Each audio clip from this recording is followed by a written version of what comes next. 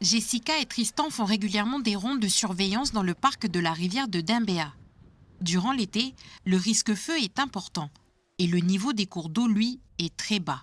C'est nettement plus sec, hein. Les forêts sont moins humides, hein. Quand on rentre sur la branche nord, déjà, on se rend compte que le sol il est moins moelleux, il est moins humide. Là, normalement, on devrait avoir les pieds dans l'eau, au moins jusqu'à la cheville, un peu plus haut que la cheville, au moins jusqu'au mollet, quoi. Au début du mois de décembre, en fait, on a pu. Ici, c'était vraiment, il n'y avait plus une goutte d'eau, et il y avait des crabes, des crevettes. Tout ça, c'était au sol comme ça. On a perdu des anguilles, on a perdu tout un tas de choses. Alors que quand même, on a des espèces, on a plusieurs espèces qui sont micro-endémiques à notre rivière, donc vraiment qui existent que ici. Si la saison sèche est terminée depuis le mois de novembre, la saison humide que traverse le pays actuellement est exceptionnelle.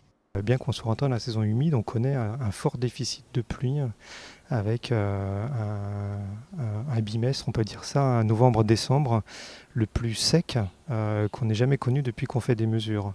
Donc on a effectivement une période assez exceptionnelle au cours de cette fin d'année 2023 avec donc ce déficit très marqué voilà, sur l'ensemble du pays. Malgré cette saison humide exceptionnelle actuelle, les nappes phréatiques ne sont pas à un stade critique, car les mois d'août, septembre et octobre ont été chargés en pluie. Plus 126% d'excédents ont été enregistrés sur cette période. C'est d'ailleurs le trimestre le plus humide observé durant une saison sèche, selon Météo France Nouvelle-Calédonie. Des anomalies climatiques qui devraient être plus fréquentes dans les années à venir. Dans le cadre du réchauffement climatique, et ça le GIEC le dit très bien, on s'attend effectivement à avoir une augmentation des extrêmes, c'est-à-dire avoir des périodes de sécheresse comme des périodes de forte pluie qui vont être plus fréquents et plus intenses. Donc ces périodes de sécheresse, là, comme on a connu en 2017, en 2019 ou cette année encore, sont des choses qui devraient être amenées à se répéter dans les années à venir de plus en plus régulièrement. Oui.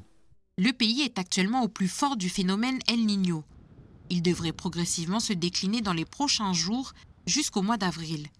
Malgré un retour des pluies, les mois de février et mars seront plus secs que la normale.